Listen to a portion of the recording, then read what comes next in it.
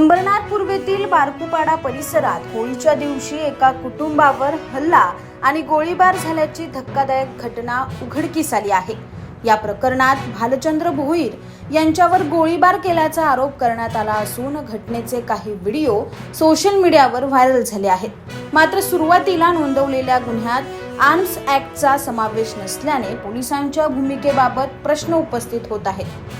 मिळालेल्या माहितीनुसार सोमवारी 2 मार्च रोजी रात्री 9:30च्या सुमारास गावकीची होळी पेटवण्याचा कार्यक्रम सुरू असताना भालचंद्र भोईर आणि यश भोईर हे तिथे आले। निवडणुकीचा राग मनात ठेवून विश्वास भोईर आणि त्यांच्या नातेवाईकांशी वाद घालत मारहाण केल्याचा उल्लेख तक्रारीत आहे। हा वाद वाढल्यानंतर मध्यस्थी करण्यासाठी पुढे आलेल्या काही जणांनाही मारहाण करण्यात आल्याचे सांगण्यात आले। यानंतर भालचंद्र भोईर यांनी त्यांच्या बंगल्याच्या परिसरातून 2 बंदुका हातात घेत बाहेरच्या दिशेने गोळीबार केल्याचा आरोप करण्यात आलाय।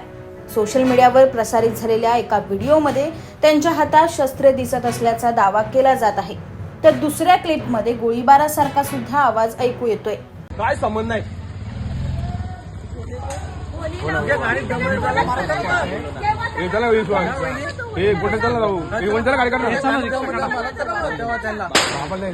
आली व्हिडिओ मध्ये आला।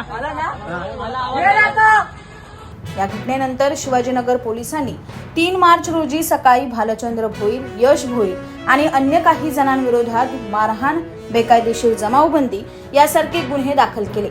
मात्र शस्त्रांचा वापर झाल्याच्या आरोपानंतरही सुरुवातीला आर्म्स ऍक्ट अंतर्गत गुन्हा नोंदवण्यात आला नाही। दरम्यान घटनेच्या रात्रीच वरिष्ठ पोलीस निरीक्षक रमेश पाटील घटनास्थळी गेले होते, तरीही त्यावेळी शस्त्रांबाबत गुन्हा का दाखल करण्यात आला नाही, तसेच दुसऱ्या दिवशीपर्यंत गोळीबार झाल्याचे नाकारण्यामागचे कारण काय यावरून चर्चा सुरू झाली। आता या पार्श्वभूमीवर पोलीस या घटनेबाबत ठोस भूमिका घेणार का, की प्रकरण दडपण्याचा प्रयत्न होणार, याकडे सर्वांचे लक्ष लागले। ब्युरो रिपोर्ट, न्याय दरबार, अंबरनाथ।